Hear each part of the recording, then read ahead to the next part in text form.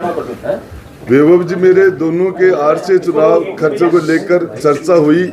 भवानी समझौता किस तरह से तय करके लोगों को अब तक उनका पैसा नहीं दे रहा।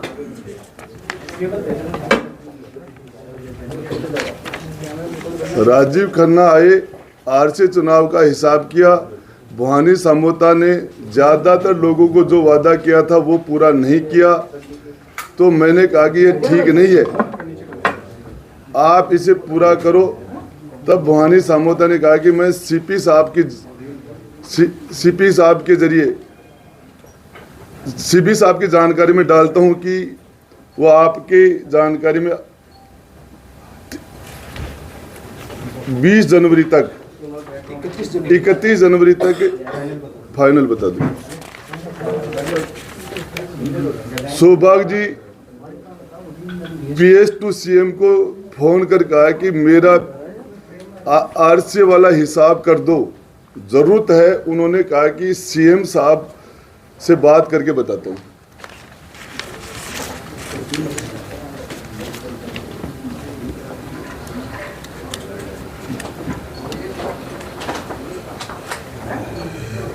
ये उनका खुद की हैंड राइटिंग है।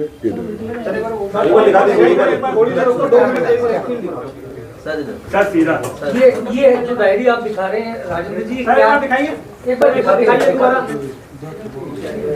क्या है डायरी, इसके बारे में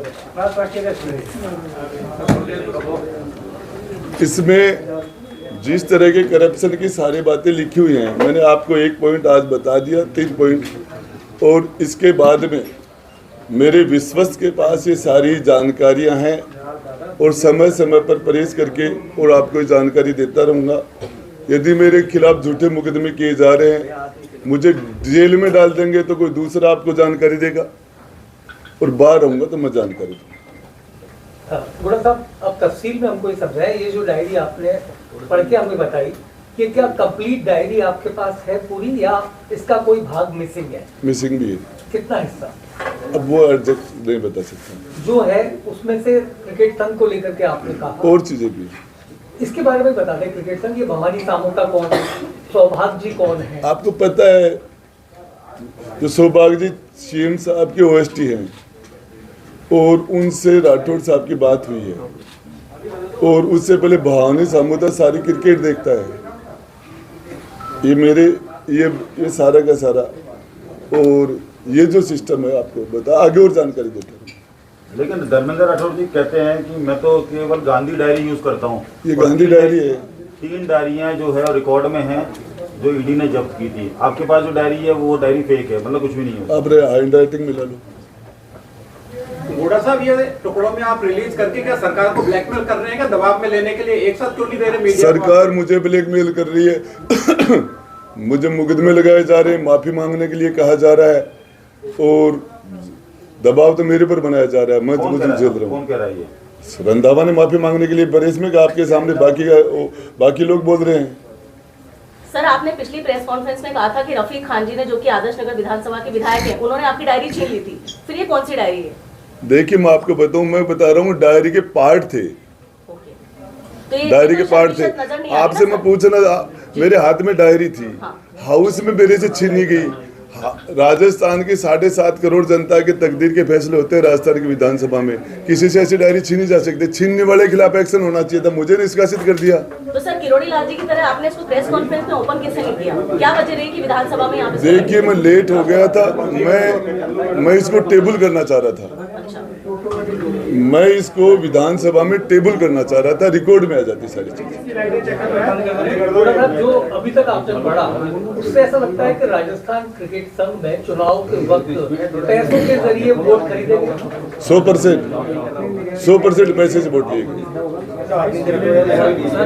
एक प्राइवेट बॉडी है, जबकि आप सरकार से जुड़े हुए हैं, सरकार में मंत्री हैं, तो सरकार से रिलेटेड चीजें क्यों नहीं ला रहे हैं? आरसी को जाके आरसी नहीं, वैभव गहलोत मुख्यमंत्री जी के सुपुत्र हैं, वो उसके चेयरमैन हैं, वो भी लोकल बॉडी है। ये आप गुड़ा साहब, ये चूंकि आरसी की बात कर रहे हैं, अभी ये कल वैभव गहलोत ने आरपीएल की शुरुआत की है, राजस्थान प्रीमियर लीग की। ये भी आप मान रहे हैं कि इसमें कोई बड़े पैमाने पर जो पैसों का इन्वेस्ट? तो मेरे पास जो, मैं आपको बताऊं कि भविष्य वक्ता नहीं हूँ, मेरे पास जो जानकारियाँ है वो आपको समय समय पर देता रहूंगा, और ये मेरे पास मैं तथ्य के आधार पर बोल रहा हूँ। सर, जैसे वो आपने आरसीए में आप मैनेजमेंट- आरोप लगा रहे हैं, एक तो सीपी जोशी का नाम दे रहे हैं आप, मैंने लिया इस डायरी के के हिसाब से, एक समोता जी का, और कौन कौन से नाम है इसके एक बार ये डायरी में? सौभाग्य जी का नाम है, और उसके अलावा जो क्रिकेट संघ में और कौन कौन है? राजीव खन्ना का नाम है।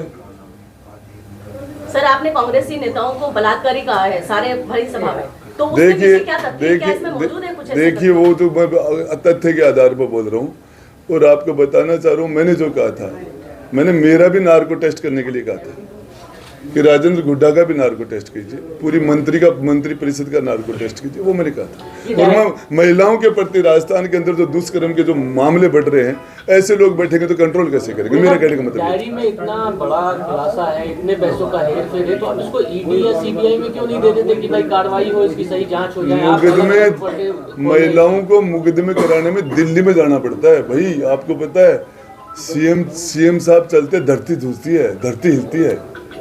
हाँ, हर आदमी की औकात होती है क्या?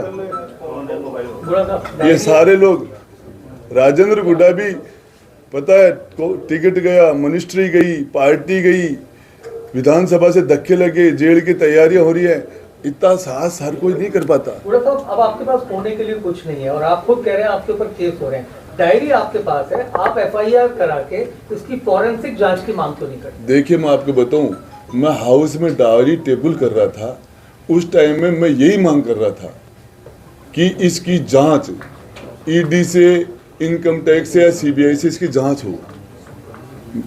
इस कंडीशन पर मैं टेबल कर रहा था, लेकिन मुझे बोलने नहीं दिया गया। सर, आपको नहीं लगता कि आप अभिमन्यु बन जाएंगे अगर आपने पूरी तरह से इसको इस तरह से कैप्चर नहीं किया, सीबीआई या ईडी में नहीं गया, या किसी भी इस तरह की जांच एजेंसी में नहीं गया, तो अभिमन्यु की तरह चक्रव्यूह में आप फंस जाएंगे? अभिमन्यु का नाम चल रहा है ना, मेरा भी चलेगा। सर, केवल नाम चलाने के लिए आप काम कर रहे हैं? काम के थोड़ी, आप अभिमन्यु की बात कर रहे हो, अभिमन्यु, जी, तो आप ये कह रहे हो कि मैं अभिमन्यु बन जाऊंगा, तो मुझे वो भी स्वीकार है। गुड़ा जी, आप विधानसभा में डायरी पेश करने की बात की, टेबल करने की, लेकिन वहाँ पर प्रोसीजर फॉलो क्यों नहीं किया? देखिए मैं बताऊँ आपको, इस मामले के अंदर आप मेरे से सारे प्रश्न कर रहे हो। मैं विधानसभा के अंदर गया, मंत्री की चेयर थी, उसमें बैठ नहीं सकता था कि मैं मंत्री नहीं था, मेरे लिए दूसरी चेयर ही नहीं थी। विधायक के रूप में